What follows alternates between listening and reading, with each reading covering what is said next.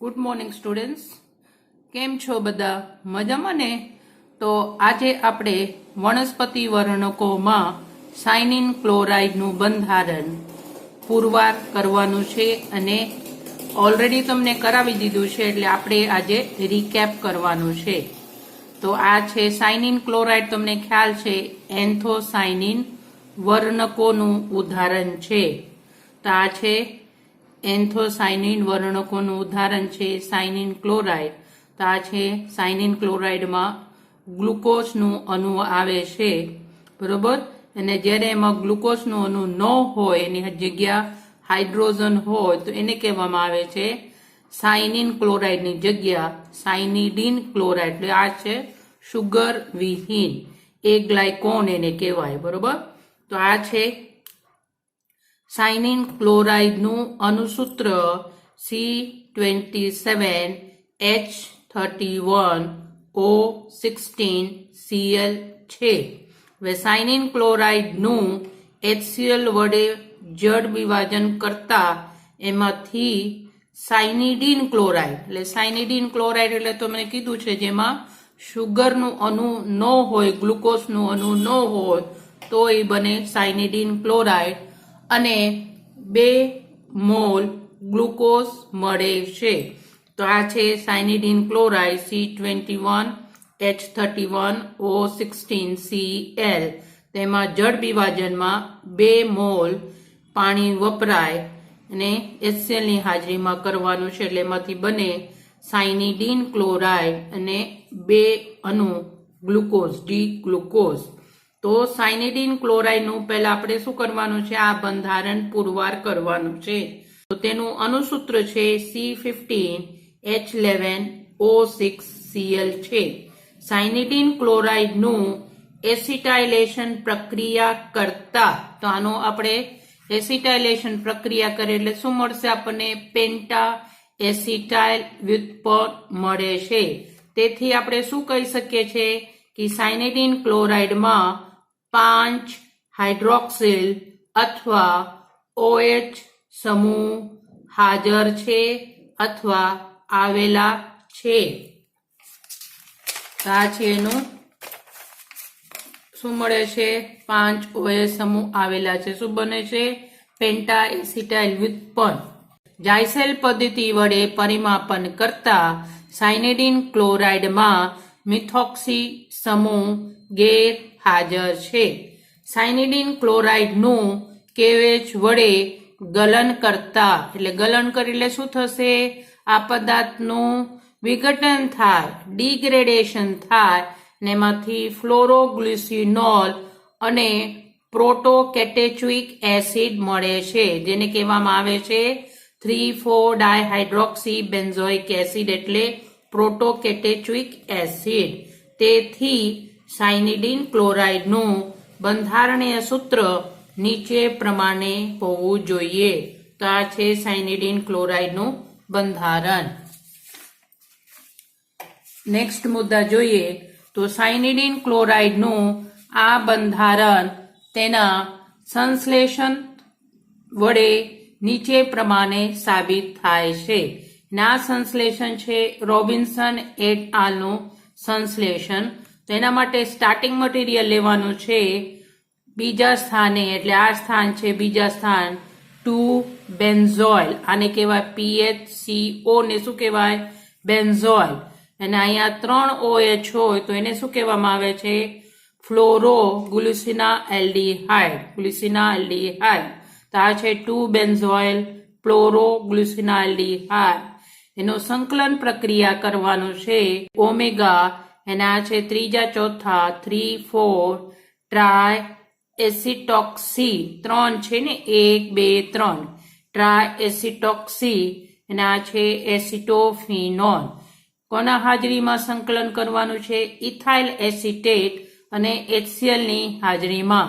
તો એક પ્રકારના ચક્રીયકરણ થાય અને એમાંથી 2 અણુ H2O દૂર થાય. આ ઓક્સિજન પરમાણુ, આ હાઇડ્રોજન, આ CH2 અને આ ઓક્સિજન. એટલે આમાંથી હાઇડ્રોજન એટલે Cl છે, ઓક્સિજન સાથે જોડાશે એટલે ફ્લેવિલિનિયમ ક્લોરાઇડ વ્યુત્પન્ન મળે.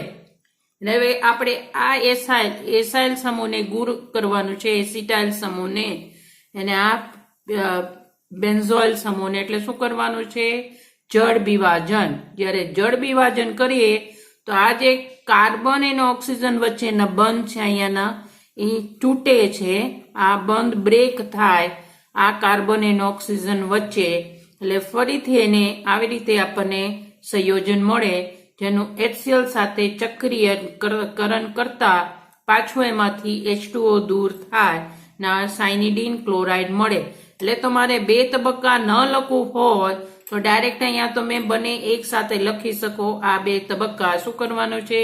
KOH વડે જળ વિભાજન ને પછી HCl સાથે ચક્રીયકરણ, એટલે ડાયરેક્ટ તમે આ લખી શકો. એટલે તમારા આ 1 તબક્કા છે શું થશે? ઘટી જશે. ડાયરેક્ટ આ વ્યુત્પન્ન તમે લખી શકો, પણ લખવામાં ભૂલ ના થાય એટલે તમને અલગ અલગ સ્ટેપ બતાવી દીધું છે. ને ફરીથી હું લખી નથી, ડાયરેક્ટ અહીંયાથી એરો કરી દીધું છે. તો શું કરવાનું છે? આને આ ફ્લેવેનિયમ ક્લોરાઇડ વ્યુત્પન્નને શું કરવાનું છે? KOH વડે જળ વિભાજન અને HCl વડે શું કરવાનું છે? ચક્રીયકરણ કરવાનું. શું મળે છે? સાયનિડીન ક્લોરાઇડ. બરોબર. અને આ જે વ્યુત્પન્ન છે કેવી રીતે બનાવવામાં આવે છે? તો એના માટે ફ્લોરોગ્લુસિનોલ લેવાનું અને ફોર્માઇલેશન પ્રક્રિયા કરવાનું છે. ને પ્રક્રિયાનું નામ છે ગેટરમન્સ પ્રક્રિયા. ની પ્રક્રિયા થાય HCl અને NaCl ની હાજરીમાં. HCl તો નિર્જળ એમોનિયમ ક્લોરાઇડ, તેમાં ફોર્માઇલ સમૂહ જોડાશે તો એને કહેવાય ફ્લોરોગ્લુસિનાલ્ડીહાઇડ. એટલે હવે આપણે અહીંયા શું કરવાનું છે? અગાઉના નિપજમાં અહીંયા COPH એટલે શું કરવાનું છે? બેન્ઝોઇલેશન પ્રક્રિયા. બેન્ઝોઇલેશન પ્રક્રિયા કરે તેમાંથી મળે 2 બેન્ઝોઇલ ફ્લોરોગ્લુસિનાલ્ડીહાઇડ. અને બીજું જે નિપજ છે એને બનાવવા માટે કેટેચોલ લેવાનું, એનું પ્રક્રિયા કરવાનું છે ક્લોરોએસિટિક એસિડની હાજરીમાં. ક્લોરોએસિટિક એસિડ સાથે સંકલન કરવાનું છે ફોસ્ફરસ ઓક્સી ટ્રાયક્લોરાઇડની હાજરીમાં. તો આમાંથી હાઇડ્રોજન, આમાંથી હાઇડ્રોક્સાઇડ આયોન દૂર થાય ને એમાંથી બને આ છે ઓમેગા ક્લોરો 3,4 ડાય હાઇડ્રોક્સી એસિટોફિનોન. હવે એનું પહેલી એસિટાઇલેશન પ્રક્રિયા કરીએ તો શું થશે? આ હાઇડ્રોજન અને આ હાઇડ્રોજન વિસ્થાપન એસિટાઇલ વડે થાય અને પોટેશિયમ એસિટેટ વડે કરીએ તો આમાંથી Cl અને આ પોટેશિયમ દૂર થાય, એટલે આમાંથી શું આવશે? OCOCH3. એટલે મળે ઓમેગા 3,4 ટ્રાય એસિટોક્સી એસિટોફિનોન. આ બધું લખવાની કાંઈ જરૂરત નથી, પણ તમને માહિતી માટે તમને અહીંયા કરાવી દીધું છે. બરોબર. નેક્સ્ટ મુદ્દા સાયનિડીન ક્લોરાઇડની એસિટિક એસિડ, જે શોર્ટમાં આપણે લખ્યા છે એસિટિક એસિડની હાજરીમાં 15% હાઇડ્રોજન પર ઓક્સાઇડ H2O2 સાથે પ્રક્રિયા કરે જે નિપજ મળે એનું મંદ એમોનિયા વડે જળ વિભાજન કરવાથી એમાંથી એક અણુ ગ્લુકોઝ દૂર થાય છે. તો આ એક પ્રકારના હાઇડ્રોજન પર ઓક્સાઇડ અને એસિટિક એસિડની હાજરીમાં વિઘટન અને ઓક્સિડેશન, એને કહેવાય ડિગ્રેડેટિવ ઓક્સિડેશન પ્રક્રિયા થાય. એટલે એમાંથી જે કાર્બન અને કાર્બન વચ્ચેના બંધ છે એ તૂટે અને આવી રીતે આપણને સંયોજન મળે. એટલે શું થશે? આ કાર્બન સાથે ઓક્સિજન પરમાણુ જોડાય ને આ કાર્બન સાથે ઓક્સિજન, આ જે કાર્બનના બંધ છે એ તૂટે છે ને એનું જ્યારે મંદ એમોનિયા વડે જળ વિભાજન કરીએ તેમાંથી આ જે અહીંયાના જે ગ્લુકોઝ અણુ છે એ ગ્લુકોઝ તરીકે દૂર થાય. તો શું થશે? આ OH અહીંયા ઓક્સિજન સાથે હાઇડ્રોજન જોડાશે, આ કાર્બોનિલ સાથે OH જોડાય એટલે એક પ્રકારના એમાંથી એસિડ બને છે, એસિડ સંયોજન બને ને એક અણુ ગ્લુકોઝ મળે છે. તેથી સાયનિન ક્લોરાઇડનું બંધારણ નીચે પ્રમાણે હોવું જોઈએ. આપણને જ્યારે એક અણુ ગ્લુકોઝ મળે તો શું કહી શકીએ છીએ? તેમાં ગ્લુકોઝનું એક અણુ કયા કાર્બન સાથે? તો ત્રીજા કાર્બન સાથે જોડાયેલો હોય છે. એટલે સાબિત થઈ ગયું છે કે સાયનિન ક્લોરાઇડમાં જે ગ્લુકોઝનો અણુ છે ક્યાં જોડાયેલા છે? C3 કાર્બન સાથે જોડાયેલો છે.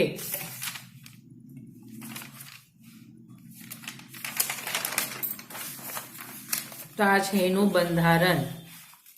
ઉપરોક્ત આપણે પુરાવાના લીધે તો તેથી સાયનિન ક્લોરાઇડનું બંધારણ નીચે પ્રમાણે હોવું જોઈએ. તેમાં ગ્લુકોઝનો એક અણુ ક્યાં જોડાયેલા છે? C3 કાર્બન સાથે જોડાયેલો હોય છે. તો આ છે એનું બંધારણ. મુદ્દા નંબર 5. તો સાયનિન ક્લોરાઇડનું ડાયમિથાઇલ સલ્ફેટ અને અલ્કલી વડે મિથિલેશન કરતા એમાંથી એમાંથી શું મળે છે? ટ્રાયમિથાઇલ વ્યુત્પન્ન મળે છે. ને આ ટ્રાયમિથાઇલ વ્યુત્પન્નનું HCl વડે જળ વિભાજન કરતા શું થાય? ગ્લુકોઝનું અણુ દૂર થાય છે. બંને ગ્લુકોઝનું અણુ દૂર થાય છે, જેનું હાઇડ્રોજન વાતાવરણમાં બેરિયમ હાઇડ્રોક્સાઇડ સાથે ગરમ કરતા વિઘટન થાય અને એમાંથી મોનો, મિથાઇલ, ફ્લોરોગ્લુસિનોલ અને વેરેટ્રિક એસિડ મળે છે, જેમાં ત્રીજા અને પાંચમા સ્થાનના કાર્બન પર OH સમૂહ આવેલ છે, જે દર્શાવે છે કે સાયનિન ક્લોરાઇડમાં ગ્લુકોઝનો બીજો અણુ પાંચમા સ્થાને અથવા C5 કાર્બન સાથે જોડાયેલો છે. તો આ છે સાયનિન ક્લોરાઇડ. તો એનું શું કરવાનું છે? સૌપ્રથમ મિથિલેશન કરીએ તો જ્યાં OH હશે અહીંયા મિથાઇલ સમૂહ આવે એટલે શું મળશે? ટ્રાયમિથાઇલ વ્યુત્પન્ન. HCl વડે જળ વિભાજન કરીએ તો આ જે ગ્લુકોઝ અણુ છે ત્રીજા અને પાંચમા સ્થાનમાંથી ગ્લુકોઝ અણુ દૂર થાય ને આવી રીતે આપણને નિપજ મળે, જેને બેરિયમ હાઇડ્રોક્સાઇડ સાથે હાઇડ્રોજન વાતાવરણમાં ગરમ કરતા એમાંથી એનું વિઘટન થાય. આ કાર્બન અને ઓક્સિજન વચ્ચે બંધ તૂટે, આ કાર્બન અને આ કાર્બન વચ્ચે બંધ તૂટે, અને આ કાર્બન અને આ કાર્બન વચ્ચે બંધ તૂટે, અને આ છે અહીંયાથી આ બેન્ઝીન રિંગ છે, બે શું બનાવશે? વેરેટ્રિક એસિડ. અને અહીંયાથી બંધ તૂટશે એટલે એક હાઇડ્રોજન અહીંયા જોડા એટલે મોનોમિથાઇલ ફ્લોરોગ્લુસિનોલ વેરેટ્રિક એસિડ મળે. તો ઉપરોક્ત પુરાવા પરથી સાયનિન ક્લોરાઇડનું બંધારણીય સૂત્ર નીચે પ્રમાણે છે. એટલે ત્રીજા અને પાંચમા સ્થાન ગ્લુકોઝનું અણુ સાયનિન ક્લોરાઇડમાં હાજર છે. તો એ લાસ્ટ મુદ્દા છે સાયનિન ક્લોરાઇડનું આ બંધારણ તેના સંશ્લેષણથી સાબિત થાય છે, અને એ છે રોબિન્સન એટ આલનું સંશ્લેષણ. તો સાયનિન ક્લોરાઇડનું સંશ્લેષણ નીચે પ્રમાણે 3 તબક્કામાં થાય. પહેલા તબક્કામાં આપણે આ બનાવવાનું છે ઓક્સિજન સાથે ટેટ્રા 2 અને ઓક્સિજન સાથે ટેટ્રા એસિટાઇલ બીટા ગ્લુકોસાઇડલ ફ્લોરોગ્લુસિનાલ્ડિહાઇડ. બરોબર, આ છે ગ્લુસિનાલ્ડિહાઇડ. તો આ છે ફ્લોરોગ્લુસિનાલ્ડિહાઇડ. એની પ્રક્રિયા કરવાનું છે tetra acetyl alpha bromo glucose. તો આ છે ગ્લુકોઝનું બંધારણ. તમારે આ લખવાની કાંઈ જરૂરત નથી, આ લખશો તો ચાલશે. તો આમાંથી Br અને આમાંથી હાઇડ્રોજન HBr તરીકે દૂર થાય. એ પ્રક્રિયા કોના હાજરીમાં કરવાનું છે? જલીય કેવેચની હાજરીમાં. તો આ આપણને મળે નિપજ A. અને બીજા તબક્કામાં તો આ છે નિપજ A. બીજા તબક્કામાં આપણે બનાવવાનું છે લેવાનું છે ઓમેગા હાઇડ્રોક્સી, એટલે છેલ્લા ઉપર છે ઓમેગા એટલે છેલ્લા કાર્બન સાથે હાઇડ્રોક્સી 3,4 ડાએસિટોક્સી એસિટોફિનોન. અહીંયા શોર્ટમાં તમને અહીંયા AC લખી દીધું છે. તમારે અહીંયા લખવું હોય તો COCH3 લઈ શકો, COCH3 લખી શકો. ના લેવાનું છે tetra acetyl alpha bromo glucose. આનું સંકલન કરવાનું છે સિલ્વર કાર્બોનેટની હાજરીમાં. એને દ્રાવક લેવાનું છે સોલ્વેન્ટ બેન્ઝીન. અગાઉનું જેમ જ આમાંથી હાઇડ્રોજન અને આ બ્રોમિન HBr તરીકે દૂર થાય, એમાંથી મળે ઓમેગા, છેલ્લા કાર્બન સાથે ટેટ્રા એસિટાઇલ, આ છે બીટા ગ્લુકોસાઇડ ડિઓક્સી, એટલે આ ઓક્સી ગ્રુપ છે, 3,4 ડાયએસિટોક્સી, અને આ છે C6H5COCH2, એટલે આ છે એસિટોફિનોન. હવે ત્રીજા તબક્કામાં A અને B નું શું કરવાનું છે, ઇથાઇલ એસિટેટ અને HCl ની હાજરીમાં ચક્રીયકરણ કરવાનું છે, સાયક્લાઇઝેશન કરવાનું છે. તેમાંથી 2 અણુ H2O દૂર થાય, આ ઓક્સિજન, આ હાઇડ્રોજન, આ ઓક્સિજન, આ 2 હાઇડ્રોજન, અને આ HCl માંથી 1 હાઇડ્રોજન, એટલે Cl છે ઓક્સિજન સાથે જોડાશે. અગાઉનું જેમ જ છે આનું સંશ્લેષણ. તો આવી રીતે આપણને શું મળશે, વ્યુત્પન્ન મળશે. પહેલા એનું શું કરવાનું છે, KOH વડે જળ વિભાજન. KOH વડે જળ વિભાજન કરીએ તો આ જે AC છે એને શું લખવાનું છે, હાઇડ્રોજન. તો કેટલા છે, 4 + 4 8 9 10. તો જ્યારે એનું જળ વિભાજન કરીએ તો કાર્બન અને ઓક્સિજન વચ્ચે બંધ તૂટે ને આ કાર્બન છે કીટો બનાવે. તો આવી રીતે વ્યુત્પન્ન મળે. પછી એનું પાછું HCl ની હાજરીમાં ચક્રીયકરણ કરીએ તો પાછું આ હાઇડ્રોજન અને આ ઓક્સિજન અને આ H2O તરીકે દૂર થાય, એટલે શું મળે, સાયનિન ક્લોરાઇડ. હવે તમારે અગાઉનું જેમ 2 તબક્કા ન લખવું હોય, આ તબક્કા ન લખવું હોય કે આ ઓક્સિજન અને કાર્બન વચ્ચે બંધ તૂટે અને અહીંયા કાર્બનનું સંયોજન બને, તો ડાયરેક્ટ તમે લખી શકો KOH વડે જળ વિભાજન, એટલે જેટલા બી એસિટાઇલ ગ્રુપ છે આ COCH3 એ એસિટિક એસિડ તરીકે દૂર થાય, ને પાછું એનું શું કરવાનું છે, HCl ની હાજરીમાં ચક્રીયકરણ કરો તો આપણને શું મળશે, સાયનિન ક્લોરાઇડ અથવા આ મળે. તો આવી રીતે તમે એનું બંધારણ પુરવાર કરી શકો. બરોબર. આ તબક્કા ન લખવું હોય તો ડાયરેક્ટ અહીંયાથી આ 2 તબક્કા લખીને આ બંધારણ લખવાનું છે, એટલે તમારા 1 તબક્કા ઘટી જશે.